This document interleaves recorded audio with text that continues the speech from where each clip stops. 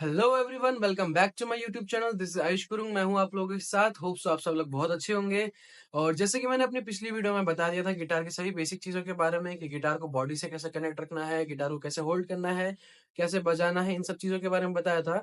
तो आज का जो लेसन होगा वो मैं स्ट्रिंग्स के ऊपर बताऊंगा आप लोगों को कि गिटार में कितने नोट्स होते हैं, अल्फाबेटिक नोट्स जो भी होते हैं, किस कैसे यूज होते हैं, कैसे इनको कैलकुलेट करते हैं, इन सब चीज़ों के बारे में बताऊंगा। तो ज़्यादा टाइम वेस्ट ना करते हुए आगे चलेंगे। और मैं यही कहना चाहूंगा कि मेरी जो वीडियो है, अगर अभी तक आपने इस चैनल को सब्सक्राइब नहीं किया है तो प्लीज इस चैनल को सब्सक्राइब कर दे और बेल आइकन को भी दबा दें, ताकि जो मेरी नई वीडियो आती है वो आप तक पहुंचे और जो भी मैं नई चीज डालता हूँ उसकी नोटिफिकेशन आप तक पहुंचे।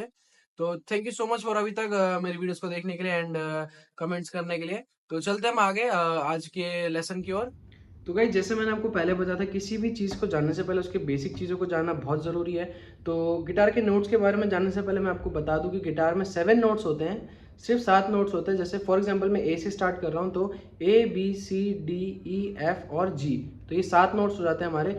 जी के बाद क्या है, वो दोबारा से स्टार्ट होता है उसी अल्फ़ाबेट से जिससे हमने स्टार्ट किया था। हमने ए से स्टार्ट किया था, जी पे ख़त्म किया, मीन्स जी के बाद दोबारा ए ही आएगा। ठीक है गाइस, कैसे? For example A B C D E F G, A B C D E F G, इस टाइप से। ठीक है, तो नोट्स के बारे में जानने से पहले मैं आपको स्ट्रिंग्स के बारे में बता दूं कि स्ट्रिंग्स के नाम हमारे क्या है, स्ट्रिंग्स को हम क्या बोलते हैं, कि किस नाम से कौन से स्ट्रिंग को बोलते हैं। तो जो पहली स्ट्रिंग है उसको कहते हैं हम ई, ए, डी, जी, बी और ई। ठीक है गाइस, ये जो हमारी फर्स्ट है ई और लास्ट वाली भी हमारी ई ही है। ठीक है, तो इसकी जो स्ट्रिंग्स है मैं एक बार फिर से आपको बता देता हूँ, ई, ए, डी, जी, बी और ई। ठीक है गाइस, ये चीज़ याद रखना। और अभी मैं नोट्स के बारे में बता देता हूँ आप लोगों को कि जैसे कि मैंने आपको बताया था A B C D E F G 7 notes होते हैं, बट डिफरेंस क्या है, इन नोट्स में शार्प और फ्लैट नोट्स भी होते हैं। ठीक है, शार्प और फ्लैट किसे कहते हैं मैं बता देता हूँ आपको। शार्प नोट्स वो होते हैं जो इस पहले नोट से एक शार्प हो। फॉर एग्जांपल मैंने अभी आपको स्ट्रिंग्स का नाम बताया था, तो पहली स्ट्रिंग का नाम ई है, तो ई के बाद क्या आता है गाइस, जो आपको कैलकुलेट करना है।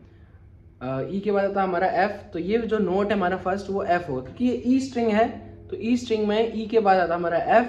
ठीक है, तो एफ के बाद आता है हमारा F sharp, G, G sharp, A sharp, B, C, C sharp, D, D sharp and again E. E string है वो आके 12th फ्रेट पे वापस ई हो जाता है, जिसे हम ऑक्टेव भी कहते हैं। ठीक है गाइस, ऑक्टेव के बारे में आपको अभी बाद में बताऊंगा, बट जो बेसिक चीज़ है वो अभी आप जान लीजिए।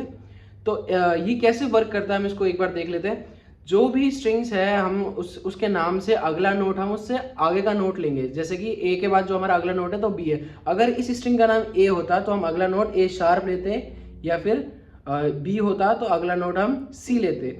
और कैसे गाइज, बी को हम शार्प नहीं लगाते, बी और ई नोट ये दो नोट होते हैं जिसमें कोई शार्प नहीं होता गाइज, ये दो नोटों में शार्प नहीं होता, बाकी सभी नोट्स में शार्प होता है, बस बी और ई में शार्प नहीं होता है, ये चीज़ याद रखना। तो जैसे A sharp, B note B का शार्प नहीं होता तो direct C, C sharp, D, D sharp, E का शार्प नहीं होता तो हम वापस किस में जाएंगे, F, F sharp, G, G sharp and वापस अगेन ए।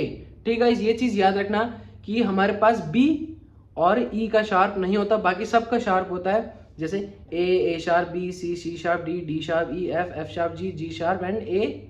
ठीक है, अगेन ए पे आया था। तो पहली स्ट्रिंग का नाम मैंने बताया था आपको क्या है, ई। तो ई के बाद आता हमारा एफ, क्योंकि ई का शार्प नहीं होता है। ई के बाद आता है F, F sharp, G, G sharp, फिर हमारा A sharp, B, C sharp, D, D sharp and वापिस ई। ठीक है गाइस, ये चीज़ याद रखना। और ज़रूरी नहीं है कि सारे स्ट्रिंग का सेम होगा, नहीं। अगर पहले स्ट्रिंग का नाम ई है तो उसका अगला नोट होगा हमारा फर्स्ट फ्रेट पे एफ। तो ठीक है, नीचे वाली जो स्ट्रिंग है उसका नाम ए है। ठीक है, जैसे मैंने बताया था ई, ए, डी, जी, बी, ई। ठीक है, ई, ए, डी, जी, बी, ई। तो अगली स्ट्रिंग का नाम ए है, तो ए का जो नोट होगा उससे अगला वो होगा हमारा, जैसे ए, तो अगला नोट है हमारा ए शार्प, फिर हमारा बी का शार्प नहीं होता, सी शार्प, डी शार्प, और उसके बाद हमारा ई का शार्प नहीं होता तो हम जाएंगे सीधा एफ शार्प, जी शार्प, वापस हमारे 12 पे आ गया ए। ठीक है, ये चीज़ याद रखना है आप लोगों को कि हमारा सिर्फ बी और ई का क्या है, शार्प नहीं होता, बाकी सभी चीज़ों का शार्प होता है। बाकी जो है सब चीज़ों में, सभी नोट्स में शार्प होता है। और कॉर्ड्स भी ऐसे ही वर्क करते हैं, 7 कॉर्ड्स होते हैं लेकिन डिफरेंट वेरिएशन में होते हैं। उसमें भी ई और एफ का जो है शार्प नहीं होता, बाकी सब में शार्प होता है। ठीक है, ये चीज़ याद रखना, ये छोटी सी बेसिक चीज़ है। तो होप्स आप लोगों को वीडियो समझ आई होगी, पसंद आई होगी। तो अगर नहीं आती है तो आप इस वीडियो को क्या है पीछे करके भी देख सकते हैं, और ताकि इससे आपको और हेल्प हो। Thank you.